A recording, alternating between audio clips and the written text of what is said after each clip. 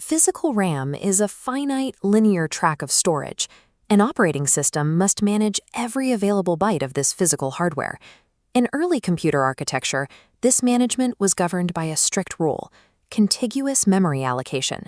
Contiguity mandates that any running program, any process, must occupy a single, unbroken block of adjacent memory addresses. It cannot be split. This diagram outlines the physical memory layout, divided into two strict territories. The bottom block is the operating system. The larger, empty top section is for user processes. The OS area is untouchable, leaving only the contiguous space above for applications. Managing that continuous user space forces a trade-off. The system must load as many concurrent processes as possible, while minimizing the wasted spatial capacity of the physical RAM. Because physical memory is finite and strictly linear, every architectural attempt to divide it up introduces a specific, inevitable mode of systemic failure. The simplest approach to allocating this space is single partition allocation, where the entire user area is handed over to just one process at a time. While easy to implement, it limits the system. When the single process waits for I/O operations, the processor sits completely idle, even with enough memory to hold other programs.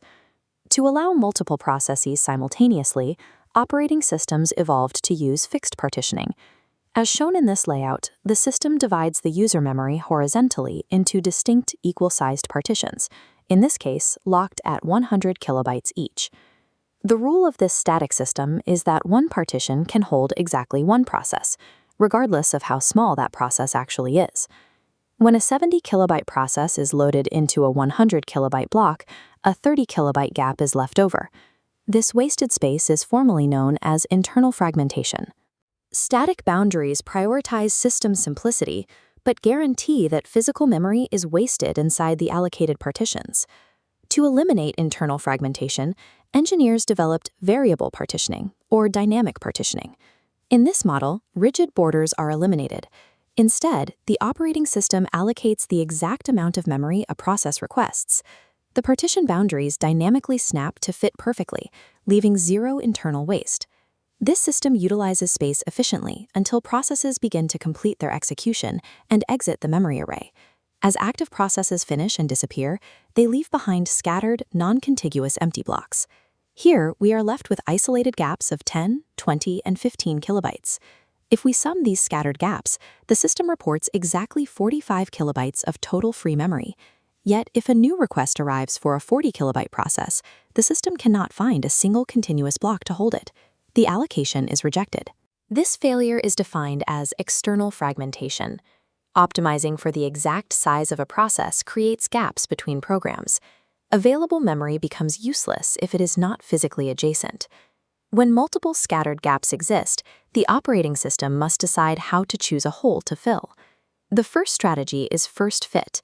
The scanning algorithm searches top-down and immediately stops at the first hole large enough to hold the process. First fit is fast, but splits large blocks early, leading to fragmentation. The second strategy is best fit.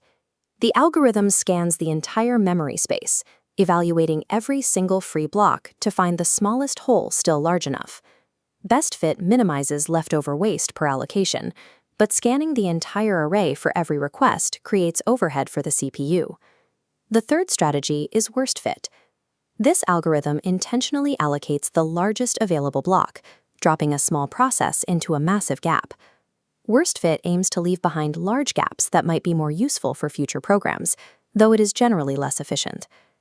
When algorithms fail to find a large enough block, the system can attempt one last solution: compaction. The operating system pauses all running processes and physically slides the active blocks together. This consolidates the scattered free space into one usable contiguous block at the top of the array. This requires the system to support the dynamic physical relocation of active code while a program runs. Compaction is a costly operation. Copying blocks of data across physical memory addresses takes time, during which no other computation can occur. Because solving external fragmentation requires pausing the system to physically reorganize the array, variable contiguous allocation struggles to scale for high-performance workloads. With processes constantly being loaded and shifted, the operating system must prevent programs from accessing memory belonging to another process. This isolation is enforced by the CPU through two specific hardware components, the base and limit registers. The base register stores the physical starting address of a specific process, anchoring it, for example, at physical address hex 1000. The limit register stores the exact size of that process, mapping the boundary from the base upward. When a program executes an instruction, the CPU calculates the physical address by adding the requested logical address to the base register. If that calculated address is greater than or equal to the value in the limit register, the hardware blocks the request and triggers a fault. These registers define the hard physical boundaries of the process. By checking every request at the hardware level, the system ensures one process cannot access or corrupt the instructions of another. Both contiguous architectural models arrive at an inevitable limit. This matrix summarizes the trade-off. Fixed partitioning is simple to manage, but it suffers from internal fragmentation. Variable partitioning eliminates internal waste, but it creates external fragmentation and requires complex search or compaction routines. The root cause of these bottlenecks is the requirement that memory must be allocated in a contiguous block. To build modern systems capable of handling large concurrent workloads, computer scientists eventually moved away from this constraint. The architecture evolved to allow a single process to be shattered and scattered across non-adjacent physical memory spaces. Removing the constraint of contiguity was the necessary shift required to build modern memory virtualization, leading directly to the implementation of paging and segmentation.